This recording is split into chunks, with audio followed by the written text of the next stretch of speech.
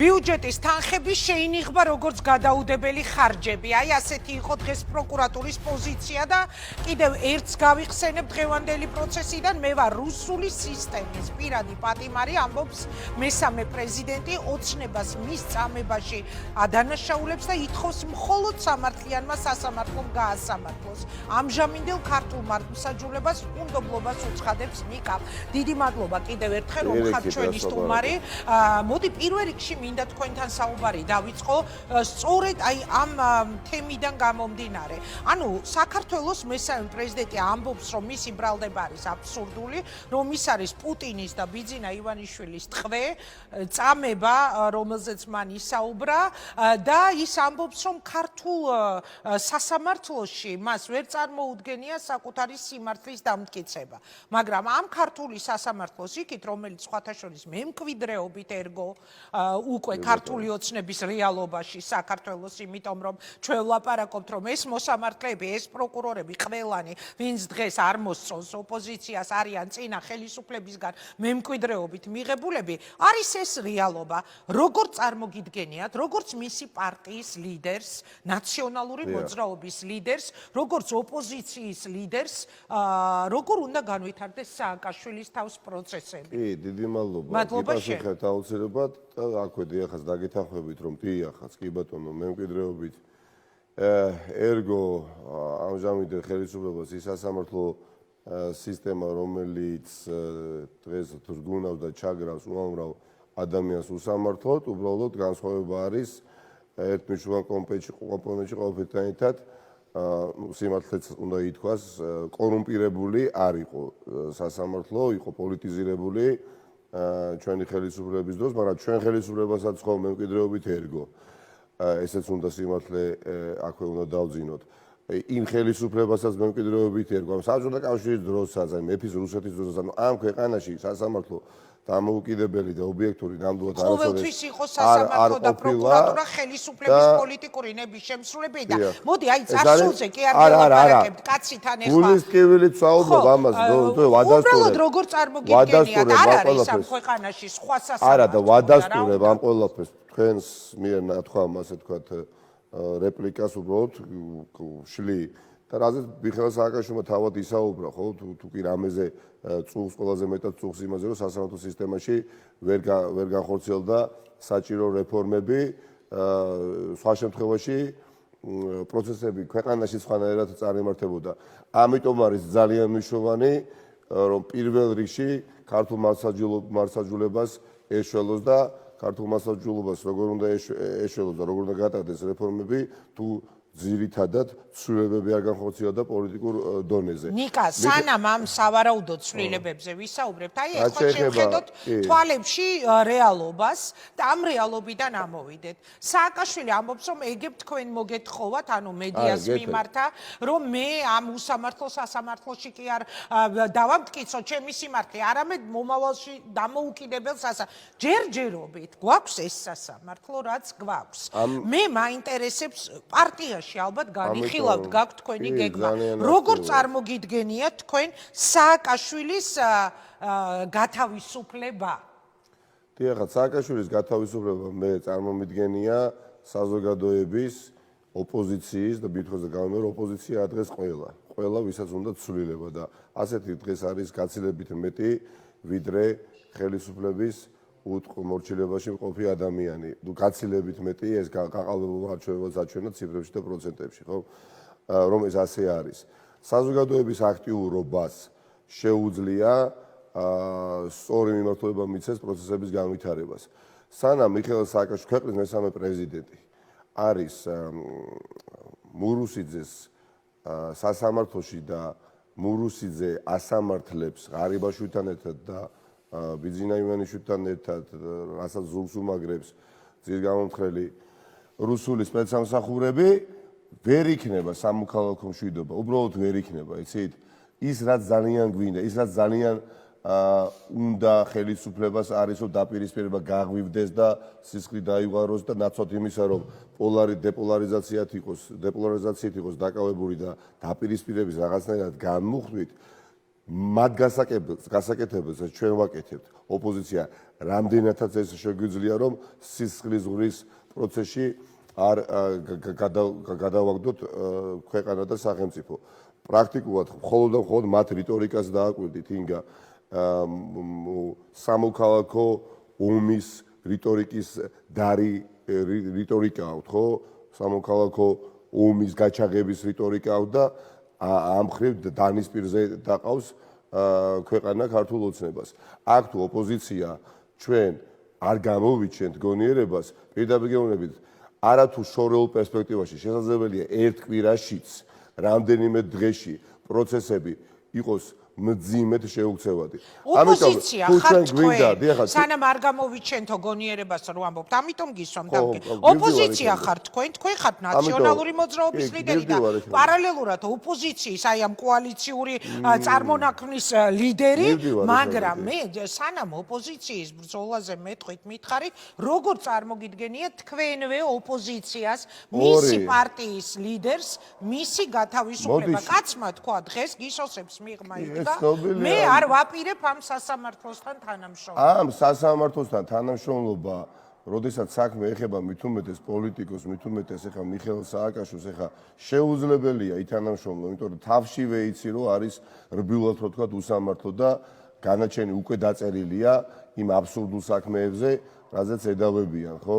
უბრალოდ ისეთ რა არის, შეიძლება სხვადასხვა კითხვებზე პასუხი გასაცემი მქონდეს მიხეილ სააკაშვილს მქონდეს საზოგადოებას აინტერესებდეს სხვადასხვა დროს პროპაგანდა სხვანაირად წარმოაჩინა ბევრი საკითხი მაგრამ მე როდესაც პროკურორებს უსმენთ თქვენს უსმენთ და რაღაცა არგუმენტებს ისვრიან და ამ არგუმენტების უკან ერთი მტკიცებულებას არ არსებობს და დღეს მე ჩემი ყურით მოვისმინე სანამ სასამართლო პროცესი დაიწყებოდა დილის საინფორმაციო გამოშვებაში როდესაც პროკურორი რითი ამტკიცებდა, იცით რომ მიხეილ სააკაშვილი არის დამნაშავე? აი მაგალითად აი ესეთი ფაქტი დაასახელა, რომ ორთაჭალაშიო წყალდიდობა, როდესაც მოხდა 5 დღეშიო მიხეილ სააკაშვილი გაფრინდა საზღვარგარეთო. როდესაც 7 ნოემბერი მოხდა 4 დღეში თუ 3 დღეში გაფრინდა ანუ რეალურად პოლიტიზირებული და არც მალვან ეს ადამიანი. აქტიურობა არა, საზოგადოებას ვახსენებ უბრალოდ. პროკურატურა არის პოლიტიზირებული და საერთოდ პოლიტიკური სასამართლოა და პატიმარი არის მოცემულობა მიღებული გვაქვს. მე მაინტერესებს როგორ წარმოგიდგენიათ საზოგადოების უკიდეგანო აქტიურობით მხოლოდ ერთი გამოსავალი არის. ორი გზა, არა, ამ პროცესს ექნება თავისი პიკი ინგა ამ პიკისთვის არ დავმალე მე საჯარო ერთხელ და თქვენ ეთერში სიამოვნებით უნდა ვთქვა იგივე. ამ საპროტესტო მოძრაობას ექნება თავისი პიკი. ნიშნავენია რომ ორგანიზებული, დისციპლინირებული იყოს საპროტესტო მოძრაობა, მაგრამ ახლა ჩვენ მართლაც დღე და ღამეს ვასწავლებთ იმისათვის, რომ რესურსებით გავაძლიეროთ ეს საპროტესტო ორგანიზებული და დისციპლინირებული მოძრაობა. რა რესურსებით? ყველა თვალსაზრისით. ყველა ფართო გაგებით რესურსებით, დიახაც, მათ შორის. ძალიან მნიშვნელოვანი, როდესაც შენ რეჟიმს ებრძვი, დიახაც, ამ ყველაფრისთვის შენ კონკრეტული გეგმა და კონკრეტული სავარაუდო გეგმა შენთვის უნდა გქონდეს და ეს სავარაუდო გეგმა არ უმალავ არსებობს, დიახაც. და ამ ყველაფრისთვის მზადება მშვიდობიანად არაძალადობრივად მიმდინარეობს. ანუ მიმდინარეობს, მაგრამ რო აიძულოთ ხელისუფლება, გეტყვით, აი გასაგებია. აი ეს კაცი სააკაშვილი, გასაგებია, ნუ ეს 2-3 ეს გისოსებს იქიდან ამბობდა, რომ არ ვითანამშრომლებ ამ არ უნდა ითანამშრომლოს. თქვენ უნდა მოითხოვოთ, რომ სხვა სასამართლომ გამასამართლოს. პასუხოთ, მე საქმედავ გამოსავალს ხედავ. ეროვნულ ძლავ საპროტესტო მოძრაობაში ერთი აქტიურ მუშაობაში ჩვენს უცხოელ პარტნიორებთან მეწუნეთ ისინი არ არიან გულხელ დაკრეფილნი და მათ იციან რომ სანამ მიხეილ სააკაშვილი არის იმ სასამართლოს მსხვერპლი, მოდი ასე ვთქვათ ამ შემთხვევაში, სადაც უბრალოდ სიმართლეს ვერ დაამტკიცებს, კარგი არაფერი ამ სახელმწიფოს და ამ ქვეყანას და სამოქალაქო სიმშვიდეს არ ელოდება და პარალელურად ძალიან მნიშვნელოვანი პროცესი, რომელიც უნდა ძალიან სწრაფად ხორჩესმული იყოს, რაც არ უნდა ახლა ქართულ ოცნებას ვადამდელი არჩევნების მიმართულება, მაგრამ მანამ სანამივად უახლოეს პერიოდში ინგა ძალიან მნიშვნელოვანი ეს არ არის არანაკლები მნიშვნელოვანი, იმიტომ რომ მიხეილ სააკაშვილის გათავისუფლება მჭიდროდ არის დაკავშირებული ამ პროცესთან. მანამდე კეთილი უნდა ინებოს ხელისუფლებამ და უახლოეს პერიოდში უნდა გვითხრან აპირებენ თუ არა საბოლოოდ მეორე და მესამე მოსმენით მიიღონ ის საკონსტიტუციო ცვლილებები, რომელიც პირველი მოსმენით მიიღეს თუ არა. თუ საბოლოოდ გითხრეს, სანამ არ დაინიშნება არა, ამას არ გეუბნებით, მაგრამ პარტია პირდაპირ ამბობს, მე მგონია, დიახაც, მიხეილ სააკაშვილის გათავისუფლება ტყვეობიდან და უკვე არა მხოლოდ მიხეილ სააკაშვილის, ხო ეხა მიხეილ სააკაშვილის გათავისუფლების პროცესში ჩართული ბევრი ადამიანი უკვე არის პატიმარი, იგივე ბესო ბაჩო თავლიანი, სხვა მეგობრები, ჩვენ დაგვავიწყდა ის ყოფილი პოლიციელები, რომლებიც წინასაარჩევნოდ დააკავეს ბატონი რაფავა, ბატონი ჯანაშია, აჭარაში, როდესაც დააკავეს ძმების უბრალოდ უმიზეზოდ. ამიტომ ამ ადამიანების გათავისუფლება მხოლოდ და მხოლოდ შესაძლებელი იქნება რეჟიმის დამარცხების შედეგად და მინიმუმ რეჟიმის დასაყრდენი ბურჯების მნიშვნელოვნად დასუსტების შემდეგ. რა ეთყობა ამ ხელისუფლებას, რომ ან ვადამდელი არა, მე დაგიჯერებ. კი, არა, ეთყობა ის, რომ როდესაც პოლიციას რომ ვადამდელი არჩევნების დანიშვნაზე ფიქრობდეს ვინმე, რაიმე დათქმული პირობის შესრულებაზე ფიქრობდეს. ანუ ამ შემთხვევაში ჩვენ ხო სააკაშვილზე ვსაუბრობთ, მე დღეს თემად ეს მაქვს ხო გამოტანილი და მაინტერესებს ადამიანი ქვეყნის მესამე პრეზიდენტი, რომელიც ამბობს, რომ ეგებო ჯერო имаზე გეფიქრათო, რომ ისო, რა ქვია, ამ უსამართლო სასამართლო მე როგორ უნდა გამასამართლოსო, ხო? ამიტომ გეკითხებით რა. საზოგადოების მცირე ნაწილი მიხეილ სააკაშვილის მიხეილ სააკაშვილისგან მოითხოვს პრაქტიკულად განუწყვეტლივ რეჟიმში მოინანიოს ის, რადგან მიხეილ სააკაშვილი თავად ამბობს, რომ საკმარისზე მეტი შეცდომა დაუშვიო და ამაზე რატომღაც რაღაცა სპორტული ინტერესი გაუჩნდა ბევრ ადამიანს, რომ ყოველდღიურად ბიზინა ივანიშვილის სასამართლოში დატყვევულმა ადამიანმა ბოდიშები იხადოს და ამას მოვაყოლა მიხეილ სააკაშვილმა, ხო არ ვწდები, ხო? იცით რა არის? მაგრამ იცით რა არის? რაც შეეხება მე ნიკა, მე ზოგადად, მე ჩემთვის თავარი არის ადამიანი და მჯერა ზოგადად ადამიანის თუნდაც სინანულის, მეც მილიონი შეცდომა დამიშვია, რასაც მე ვნანობ და მით უმეტეს ეხლავე მოგცემთ სიტყვას, მით უმეტეს ვლაპარაკობთ ქვეყნიდან ამდენი წლით წასულ პრეზიდენტზე, რომლის სინანულის და რაღაც თავის შეცდომების გადახების მე მჯერა, წეღანას თქვი შეიძლება ბრიყვი ვარ, მაგრამ მე ზოგადად მჯერა, როცა ადამიანი სინანულს ხედავ, რომ რაღაცეები გადააფასა, თავისი შეცდომა თუნდაც რაც აწუხებს, შეცდომები, ამიტომ მე არ ვარ იმ ადამიანთა რიცხვში, ვისაც რაღაცა მტკიცება უნდა დამიწყოს ვინმემ, რომ ის ნამდვილად ინანიებს. მე მჯერა, რომ ასე არა მაქვს წინააღმდეგობა ამ შემთხვევაში. მაგრამ თუ შეიძლება ვიტყვი ფაქტია, თქვენ კი ხართ ამ პოზიციაზე, მაგრამ გაჩნდა ასეთი სურვილი და მიხეილ სააკაშვილი ამას გამოეხმაურა. და მე სხვა კუთხიდან მინდა დაგანახოთ, თავისუფლების შემდეგ მიხეილ სააკაშვილმა დარწმუნებულია ბევრ საკითხთან დაკავშირებით, როდესაც ისაუბრებს, ბევრი ადამიანის სურვილი იქნება დაკმაყოფილებული, როცა მოусმენს უკვე მიხეილ სააკაშვილს, მაგრამ ადამიანი ტყვეობაში მყოფი, ეხლა ჩვენ ვიხილოთ, მამანს უნდა რომ განუწყვეტლივ ბოდიში იხდიდეს, ეხლა მეორე ნაწილს საზოგადოებისა შეიძლება და არც თუ ის უსაფუძოდ გაუჩნდეს ეჭვი, რომ ადამიანი რახან ტყვეობაშია, იმიტომ იხდის ბოდიში, რომ ერთი სული იქიდან გამოვიდეს, მაპატიეთ, ეხლა არ მინდოდა ამის თქვა, მაგრამ არ უნდა უბიძგო, ტყვეობაშია მართლაც ადამიანი რა.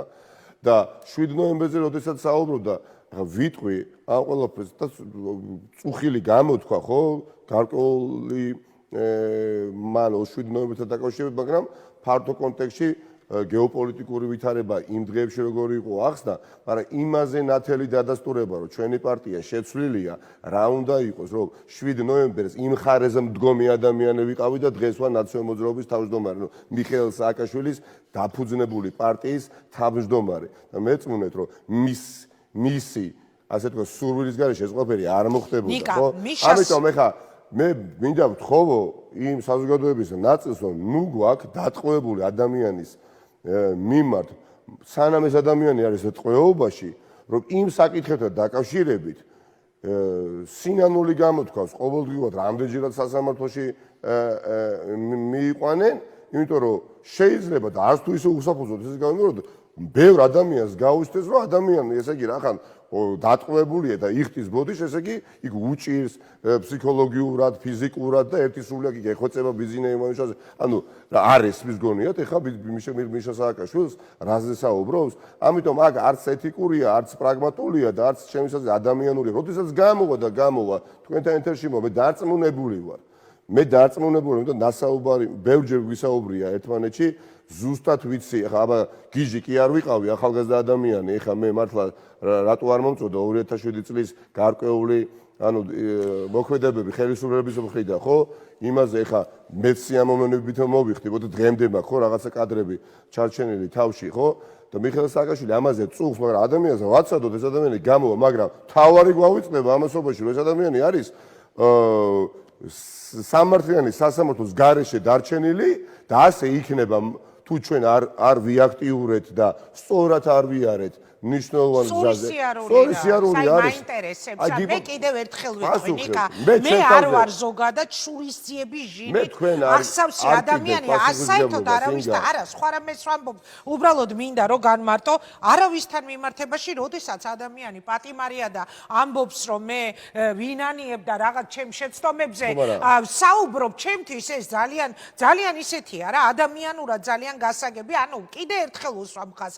მე არ მივეკუთვნები მათ რიცხვს, ვინც იძახის, რომ რატო უფრო მეტი არ ქნა, მაგრამ ვერ ვხედავ, როგორ უნდა გამოვიდეს ის გარეთ. აი, სხვა პარტიებთან ხართ თქვენ აქტიურ კონტაქტში. სხვა პარტიები გეთანხმებიან ბრძოლის ამ გზაში.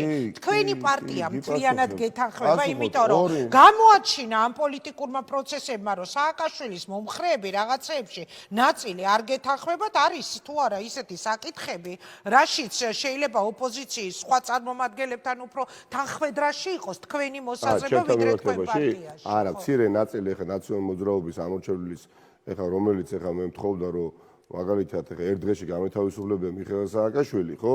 და ამ ცდელობაში მიხეილ სააკაშვილის ასე თქვა უსაფრთხოება ძალიან დიდი საფრთხის ქვეშ დამეყენებია და საპროტესტო მოძრაობა მრავალი თვით როგორც მინიმუმ დამესამარებია, თუ ამას გულისხმობ, ამას მე არასდროს არ გავაკეთებ და ვთქვი და გავიმეორებ, გაუაზრებელ ნაბიჯს მე ნამდვილად არ გადავდგამ, იმიტომ რომ მაქვს პასუხისგებლობა ამ ქვეყნის ჩემ მეგობრებთან ერთად იგივე პარტიის წევრები, პარტიაში ჩემი კოლეგები და ოპოზიციაში ჩემი და ჩვენი პარტნიორები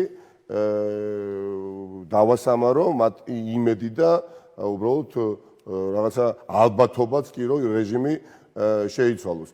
ჩემს არაცივი გონებით გადადგმულ ნაბიჯს აუცილებლად მოყვებოდა ეს ნაბიჯი. და არის მცირე ჯგუფი, რომელსაც უნდოდა რომ მესამე დღეს გამეტეხა ციხე. მაშინ ასე დაგისვამთ კითხვას პარლამენტში თუ პარლამენტს გარეთ ბრძოლა რომელზეც თქვენ საუბრობთ, როგორ უნდა გაიშალოს. ორი მნიშვნელოვანი ამოცანა გვაქვს შესასრულებელი. პირველი არ არის ეს უმნიშვნელო, შეიძლება ყურს ვიღაცას ჭრიდეს და ფიქრობდეს რომ რა დროს საკონსტიტუციო ცვლილებებზეა საუბარი, როდესაც მიხეილ სააკაშვილი არის ტყვეობაში. არა, ნიშნულოვანი არის, იმიტომ ეს არის ერთ-ერთი გზა მიხეილ სააკაშვილის დახსნის.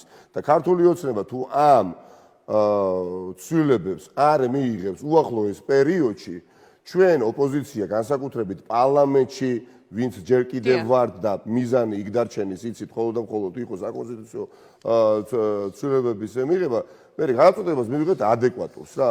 და იქნება ახალი დამატებითი პლატფორმა, საიდანაც სხვა საპროტესტო მოძრაობაც დაიწყება, მაგრამ უნდა ვაიძულოთ ჩვენ საერთაშორისო მეგობრებთან ერთად და დღევანდელი განცხადება ხალბატონი კერი დეგნანის შემთხვევით კი არ იყო, რომ ტირანია ახსენა, ხომ? და ამ საკითხზე გააკრიტიკა ბატონმა კობახიძემ თითქოს ხალბატონ დეგნას წამოს და არა თანამედროვე მნიშვნელობით ტირანია ნიშნავს, არ ვიცი, პოლიტიკურ იმ რეჟიმს, რომელიც გამოირჩევა სისასტიკით, ხომ?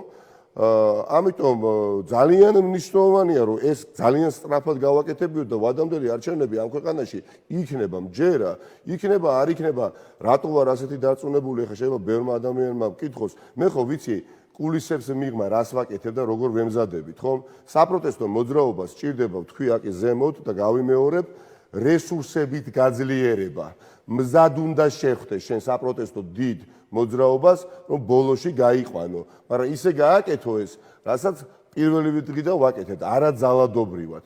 მოწვავეთ, მაგრამ სიმრავლით. ელოდებით როდის ჩააგდებს ოცნება ამ დაპირებას და მერე უკვე არა შემთხვევით ხო არ გიხსენებია ცხადი ეს ცვლილებები დეგნანის განცხადება და ასე შემდეგ. ანუ გეგმა ეს არის რომ ოპოზიცია ხო, ნუ ეხლა პირდაპირ დავარქვათ, ანუ გაქვთ მოლოდინი რომ ჩააგდებს დადებულ მე ეხლა ვერ წარმომიდგენია პირდაპირ გეუბნებით, ეხლა მიხეილ სააკაშვილის გასამართლება მივიყვანოს ბიძინა ივანიშვილმა ლოგიკურ დასასრულამდე და ერჩვენიერ დღეს დაინიშნოს განაჩენის გამოცხადება და მიხეილ სააკაშვილს ასამართლებდნენ და ჩვენ უბრალოდ საზოგადოების ის ნაწილი რომელიც თავიდან ბოლომდე გათვითცნობიერებულია თუ რა პროცესს ადევნებს თვალყურს და ან მონაწილეობს რა პროცესში ხო უბრალოდ არ მოვიმოქმედოთ და არ გადადგოთ ის ორი ნაბიჯები, რომელიც გადასადმელი არის რა.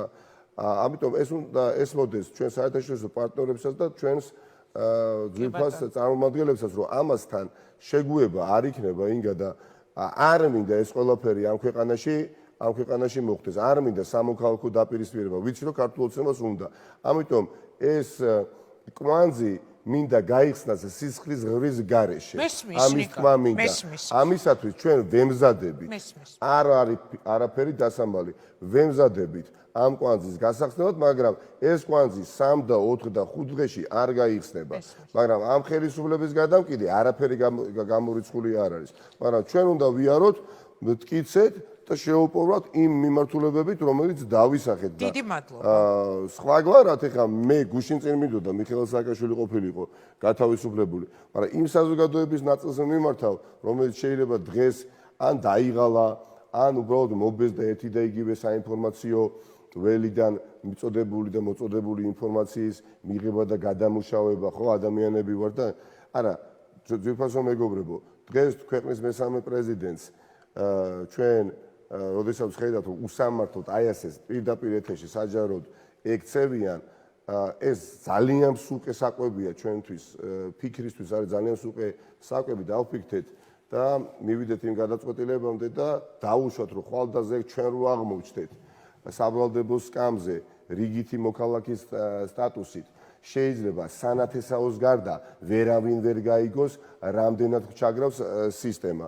ამიტომ გაჩნდა ახლა შანსი კონსოლიდაციის, ერთობის, არა ნაციონალური მოძრაობისა და მიხეილ სააკაშვილის ხელისუფლებაში მოყვანის, არამედ უსამართლობის დამარცხების და ერთხელ და სამუდამოდ შემდეგ მრავალპარტიული ხელისუფლების მიერ სასამართლო სისტემაში სწორი რეფორმების გატარების. დიდი მადლობა. მიშასთან არ შესულხათ თქვენ ნიკა და იზიარებს ის ამ თქვენს პოზიციას, ანუ არა, რას გულისხმობ, ანუ ზუსტად იცით, რომ იგივეა მისი პოზიცია? კი, ზუსტად ვიცი, ჩვენ გვაქვს სხვადასხვა სახის კომუნიკაცია, ტელეფონით ლაპარაკობთ, მეთქი რომ გითხრათ, ხო და ვიჯერებთ, ხარ, ბუნებრივია, გვაქვს ანუ ეთანხმება თქვენი ბრძოლის ამიზას.